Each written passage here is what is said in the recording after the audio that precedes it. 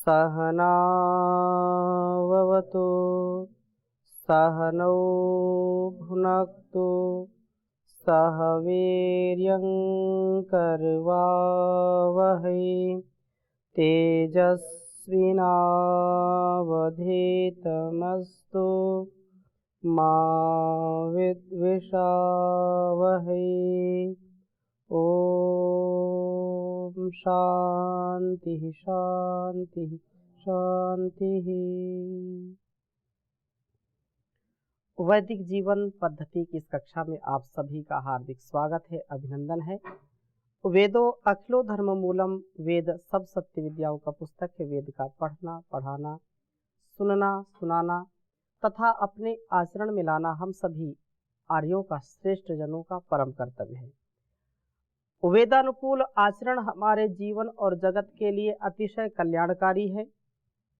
जब हम वेदानुकूल आचरण करते हैं, शास्त्र अनुकूल आचरण करते हैं, तो हम पथभ्रष्ट नहीं होते, हम सुपथ से जीवन को जीने वाले होते हैं।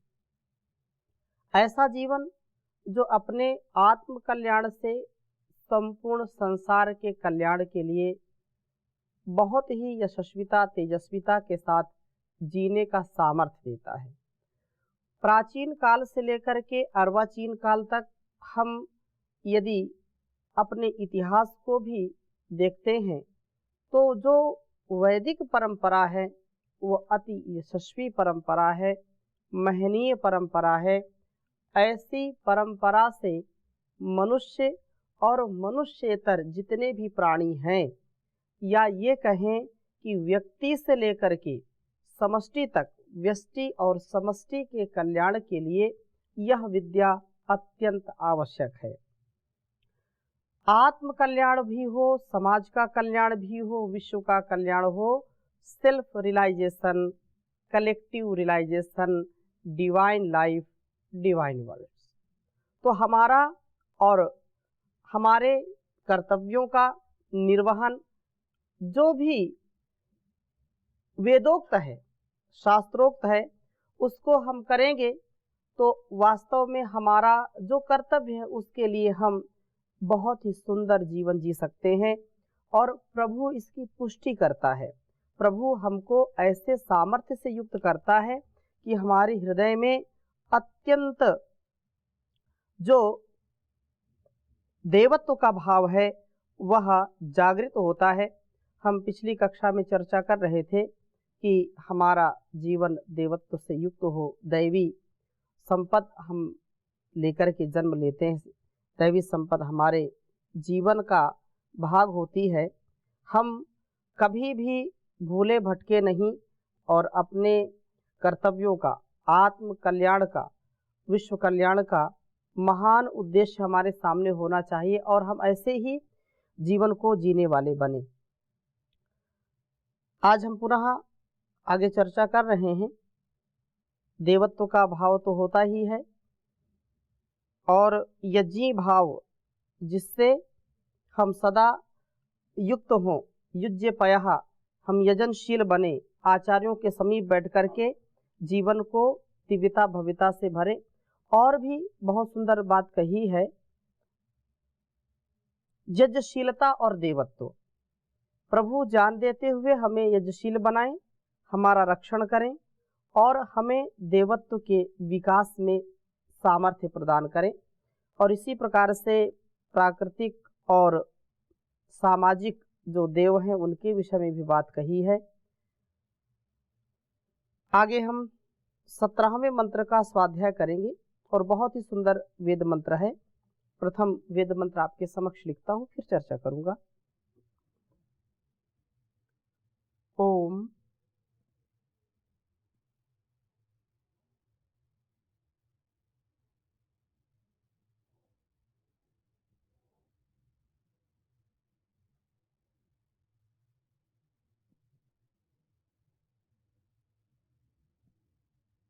स्तीर्णे बर्हिषि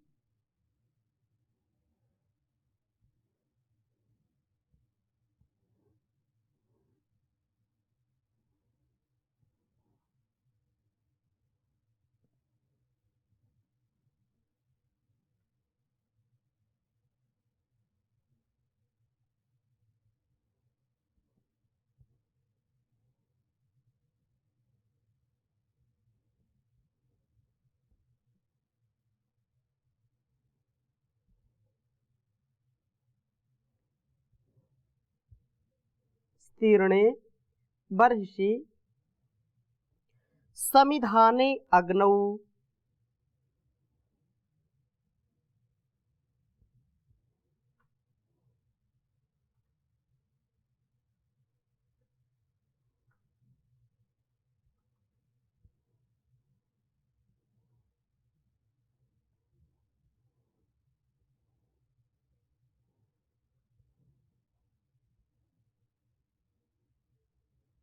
समिधाने अग्नौ।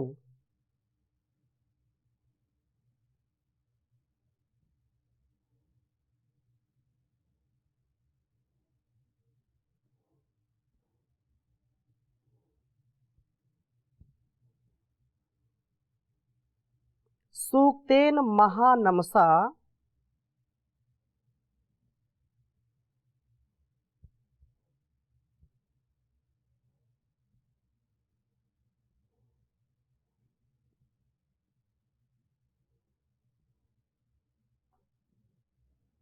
सूक्तेन महा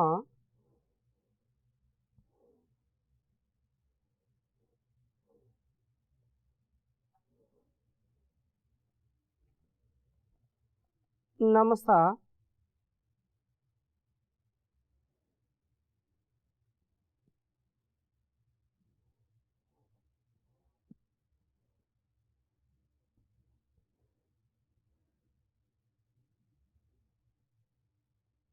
विवासे।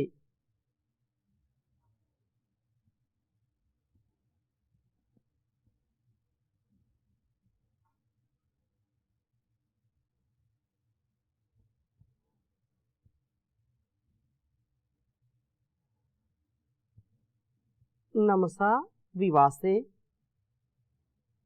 अस्मिन्नो अद्य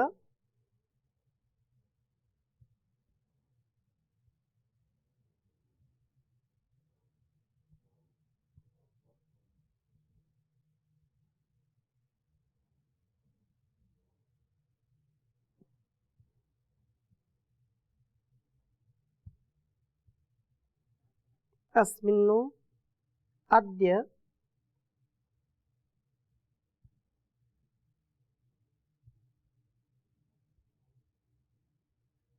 विदथे यजत्रा।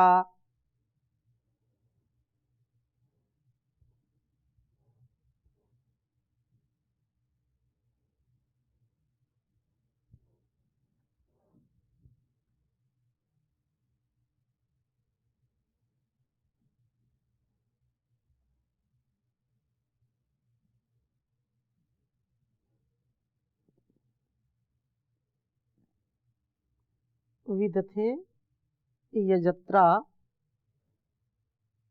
विश्वे देवा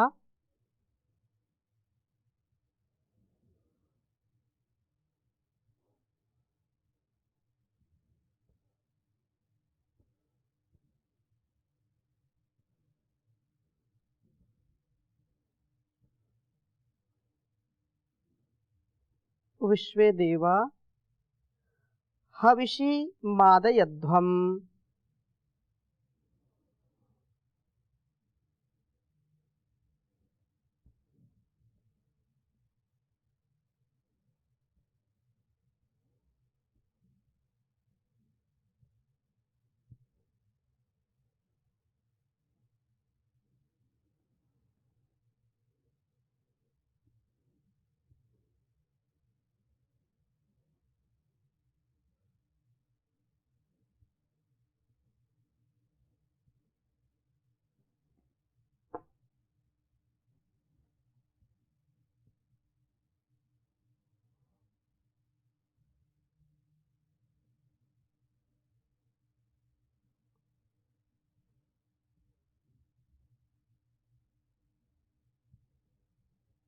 मादयध्वम् ऋग्वेद के छठे मंडल के 52वें सूक्त का यह 17वां मंत्र है।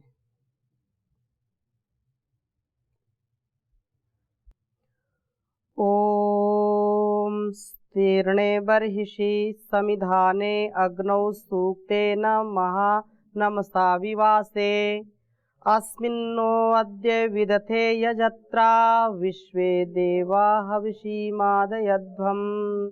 ॐ तीर्णे बर्हिषि समिधाने अग्नौ सूक्तेन महानमसा विवासे अस्मिन्नो अद्य विदथे यजत्रा विश्वे देवा हविषीमादयध्वम्। बहुत ही सुंदर भाव इस वेद मंत्र का है। बर्हिषि तीर्णे अर्थात वासना से शून्य हृदय, वासना से शून्य हृदय रूप आसन के बिछाने पर, जहाँ जिस साधक में, जिस उपासक में वासनाओं का लेश मात्र, किंचित मात्र भी भाव नहीं होता है, वासना से शून्य, वासना जो इस संसार के विषय भोग हैं, संसार की वस्तुओं पर, व्यक्तियों पर, स्थानों पर आसक्ति है, तो इस आसक्ति को दूर करने का सबसे अच्छा सच्चा उपाय क्या है? परमात्मा की उपासना। वासना से बचने का और कोई उपाय नहीं है, केवल एक ही उपाय है कि हम परमात्मा की उपासना करें। ईश्वर स्तुति प्रार्थना उपासना रोज करते हैं। इस उपासना से ही हमारा हृदय वासना से शून्य हो जाता है।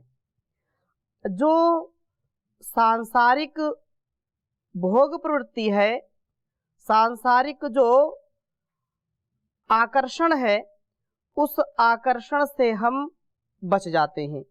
नहीं तो संसार में कोई भी व्यक्ति बच नहीं पाता है इस संसार के आकर्षण से, क्योंकि कहा है कि हिरण्मयेन पात्रेण सत्यस्यापिहितं मुखम तत्वं पूषण अपावृणु सत्य धर्माय दृष्टये।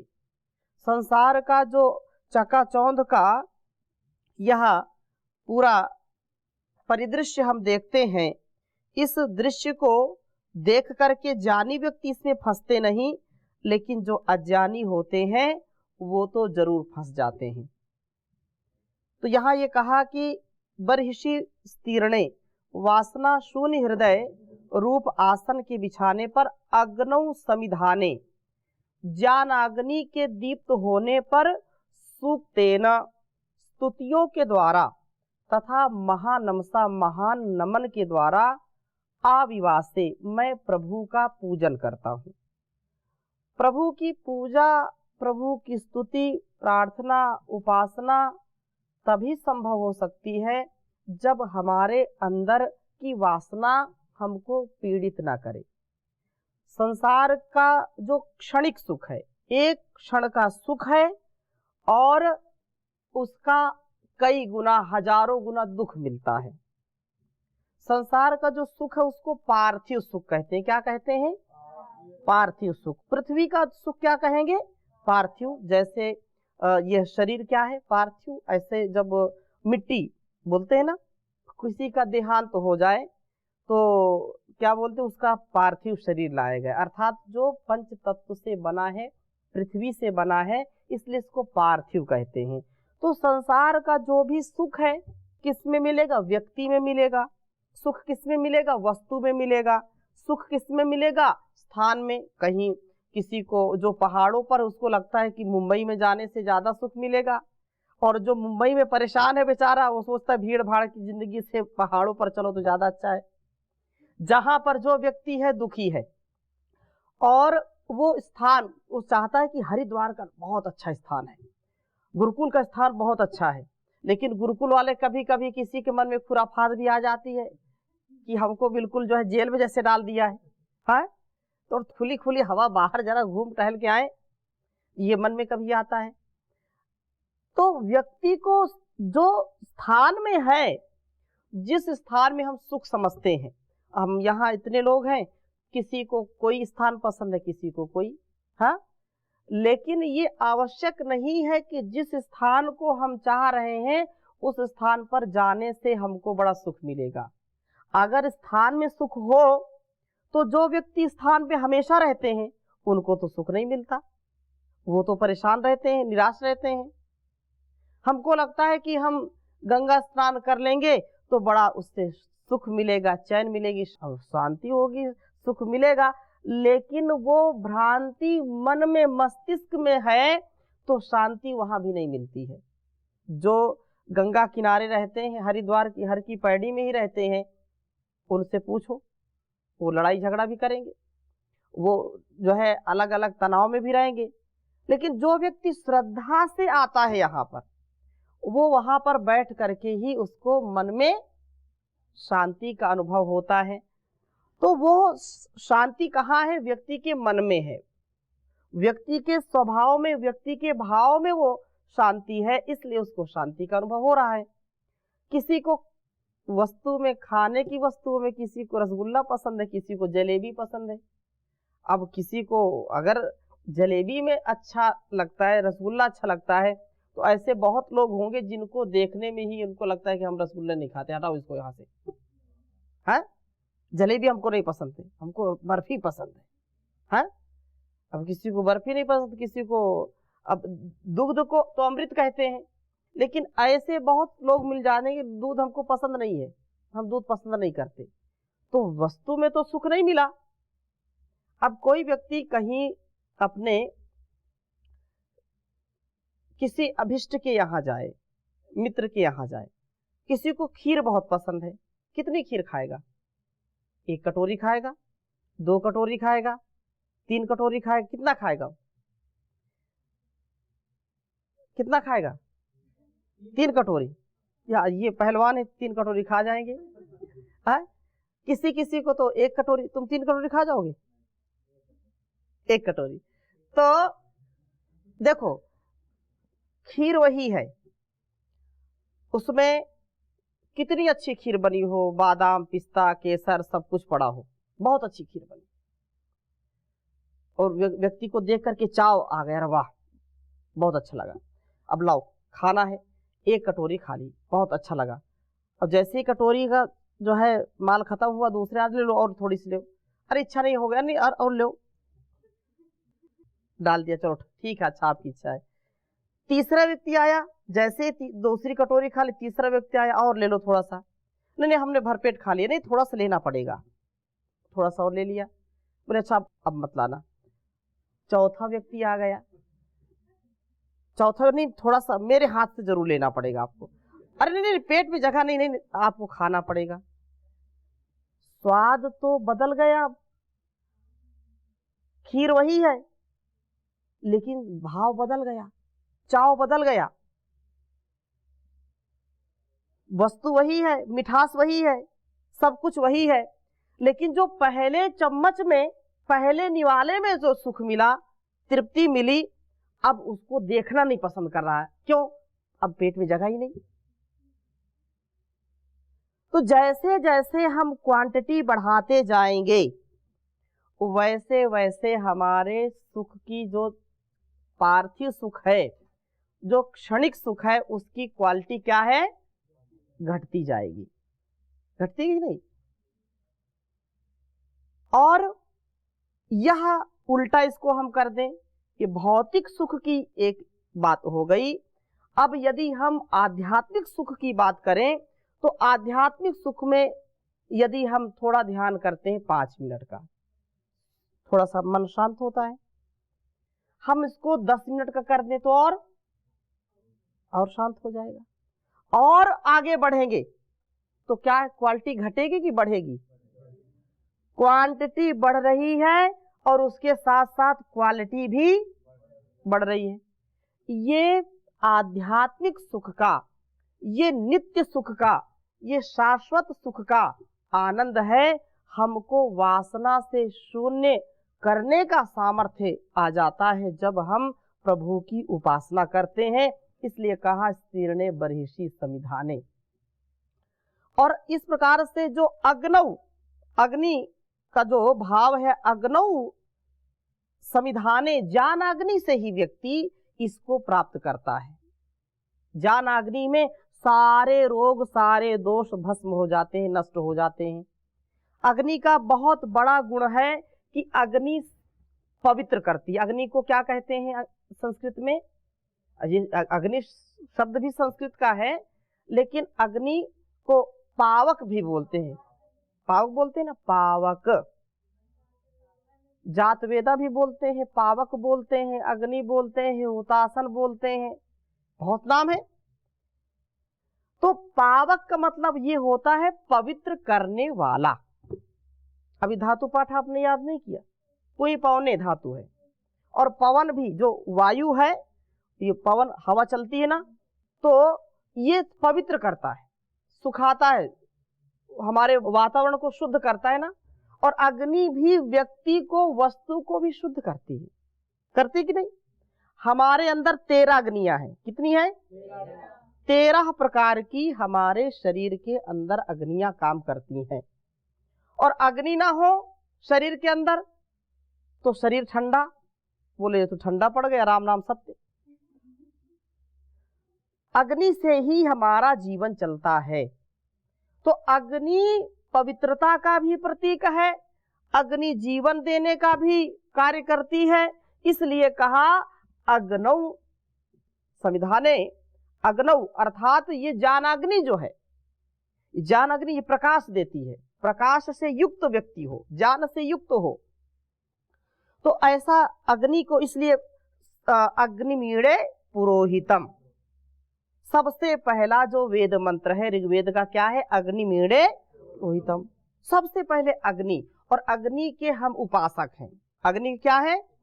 एक अग्नि तो साक्षात जो जलती है, जो भौतिक अग्नि है, लेकिन एक अग्नि ज्ञान की अग्नि है, और एक अग्नि जो परमपिता परमेश्वर का भी नाम है अग्नि। अग्ने नय सुपथाराये, हे अग्निदेव हमको अग्रणी बनाओ, हमको आगे आगे ले चलो, हमको संसार के इस माया जाल से, इस अंधकार से हमको दूर करो, और हम सदा ऊपर की ओर ही अर्थात पतन से बच करके ऊपर को उठ करके अपने जीवन और जगत का कल्याण कर सकें। इस दृष्टि से यहाँ प्रार्थना की है कि ज्ञानाग्नि ही व्यक्ति को क्रियाशील करती है। और अग्नि का एक गुण ये है कि सारे दोषों को भस्म कर देती है। अग्नि में हम कोई वस्तु डालते हैं, उसमें कितनी भी मलिनता हो, गंदगी हो, वो जला करके उसको भस्म कर देगी, उसको नया बना देती है। बनाती है कि नहीं?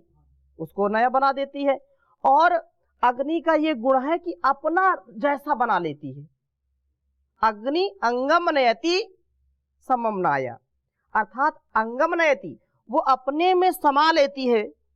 चाहे कुछ भी डालो, चाहे लोहा डालो, सोना डालो, चाहे मिट्टी डालो, लकड़ी डालो, व्यक्ति को डालो, अंत्येष्टि करते हैं कि नहीं, तो उसको अपना स्वरूप दे देती है।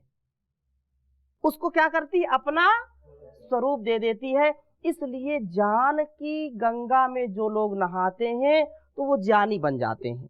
ज्ञान अग्नि में जो जलते हैं, भट्टी में जो तपते हैं, वो ज्ञानी बन जाते हैं। और अग्नि का एक गुण ये है कि वो संदेश देती है हमको उत्कर्ष की ओर। ऊपर को उठ उठ कर अग्नि करती हमें इशारा, जीवन में ऊपर को उठना कर्तव्य हमारा। तो हम सदा ऊपर को उठें, कभी पतित ना हो, कभी हमारा पतन नहीं होना चाहिए, कभी अपकर्ष नहीं होना चाहिए। सदा वेद का आदेश है उद्यानम ते पुरुष नावयानम, मैं तुझको नीचे गिरने के लिए नहीं अपितु ऊपर उठने के लिए बनाया हूँ। तो यह संदेशा इस वेद मंत्र से हमको मिलता है।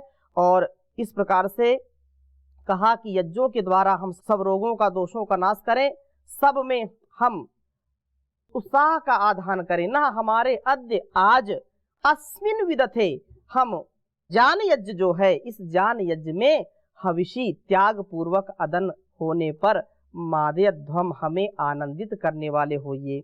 हम सब कुछ इसमें भस्म कर दें, अपने रोग दोष सारे संतापों को, क्लेशों को, काम क्रोध लोभ मोह ईर्षा द्वेष की जो प्रवृत्ति है, इसको हम जला करके भस्म कर दें और हम दीप्त हो जाएं, कुंदन बन जाएं। जैसे सोने को जितना तपाते हैं उतना वो चमकता है, शुद्ध होता जाता है। तो ऐसे हम ज्ञानाग्नि में ऐसे बन जाएं और वासना से शून्य बने। तो इन्हीं शुभकामनाओं के साथ आज की कक्षा को यहीं पर विराम देंगे। शेष चर्चा अगली कक्षा में करेंगे। ओम शांति शांति शांति।